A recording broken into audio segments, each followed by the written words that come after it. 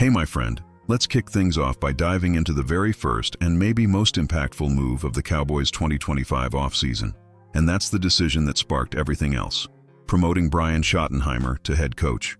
Now I want you to think back to when this hire was first announced. Be honest with me. Were you excited, nervous, or just plain confused? Because from where I'm standing, the process itself was shaky at best. The Cowboys didn't exactly cast a wide net. They didn't conduct a full competitive search. Instead, they seemed locked in from the beginning on promoting from within. And just like that, Schottenheimer got the job, without ever truly proving he was the best man for it. Now look, I'm not saying Schottenheimer can't succeed. In fact, since taking the job, he's said all the right things. He's brought in some intriguing names to fill out his staff, but can we really ignore how limited the process was? It's hard to believe the Cowboys seriously evaluated all their options. Let's break it down further. Matt Eberflus was brought in as defensive coordinator, and that's a solid hire. He's experienced, disciplined, and his style fits this team. Clayton Adams takes over as offensive coordinator, which leaves some question marks. And the rest of the staff? There's upside. Guys like Junior Adams, Ken Dorsey, and even college names like Connor Riley bring fresh energy. But it's all tied back to Schottenheimer. His ability to lead is the glue here. So here's what I want to know from you. On a scale from 1 to 10, how confident are you in Brian Schottenheimer as the Cowboys head coach? Let me know in the comments. And while you're there, tell me this. Did the Cowboys make a mistake by not doing a full coaching search? Because coming up next, we're going to dig into the players. The front office might have fumbled the coaching decision, but did they redeem themselves in free agency? Don't go anywhere. We've got plenty to break down. All right, now that we've covered the coaching decisions, let's shift gears and talk about what the Cowboys did or didn't do in free agency. Because this, my friend, is where the real frustration starts to build. Let's be honest here. You probably had a list in your head of positions the Cowboys absolutely had to address.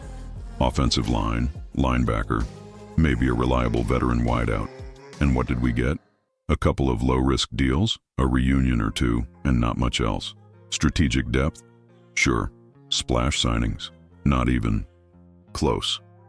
Take a look at the players who came in. Eric Kendricks was a nice get. Veteran leadership at linebacker, familiarity with Mike Zimmer's system, he's going to help. Then there's Royce Freeman and Ezekiel Elliott. One's a steady backup, the other is a familiar face returning to the locker room. But are either of them needle movers in 2025? Meanwhile, the list of losses is a lot longer than we'd like. Tyron Smith gone, Tony Pollard signed elsewhere.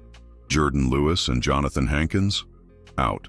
And let's not forget Dorrance Armstrong and Tyler Biadasz. That's a lot of experience out the door, with very few clear upgrades coming in. Now, you could argue that the Cowboys are putting their chips on development and the draft. But man, if you're a fan watching teams like the Eagles or 49ers stay aggressive year after year, it's hard not to feel like we're falling behind. Let's open it up. Which free agency move from the Cowboys did you like the most? And which loss stings the worst? Drop your thoughts in the comments. I'll be reading. And here's a tough question to really chew on. Do you think the Cowboys are playing it smart by being cautious in free agency, or are they just being cheap? Let's get a poll going on that one. Because next up, we're heading into the NFL draft.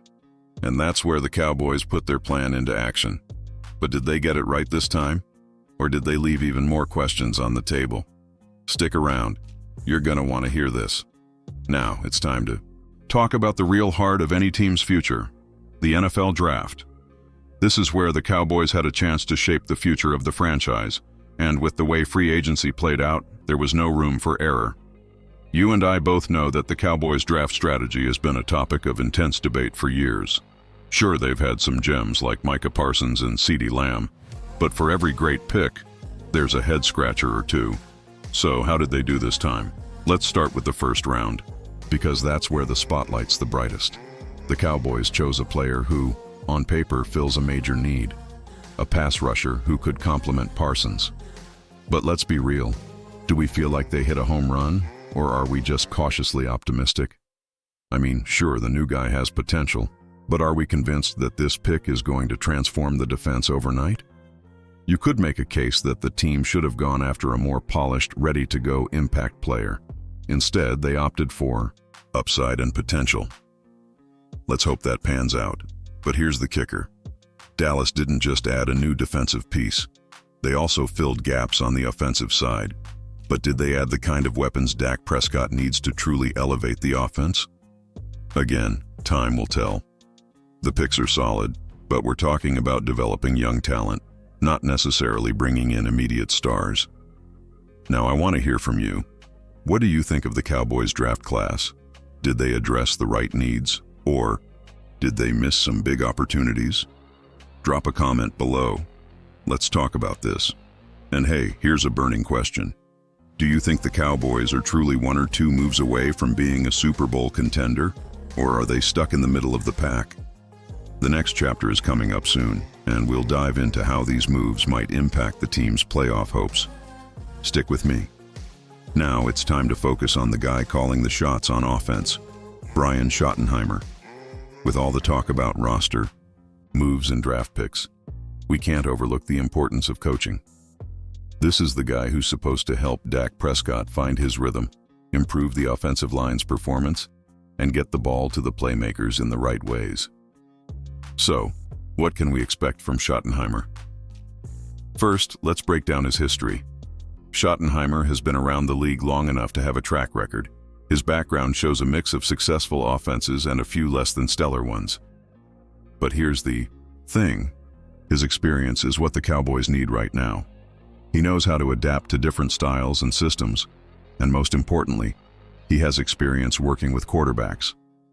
Dak Prescott's development has been a major talking point lately. Is he the guy to take this team to a Super Bowl, or has he hit his ceiling? Schottenheimer's arrival could be the key to unlocking that next level. Under Schottenheimer's guidance, we could see a more disciplined and diverse offensive game plan.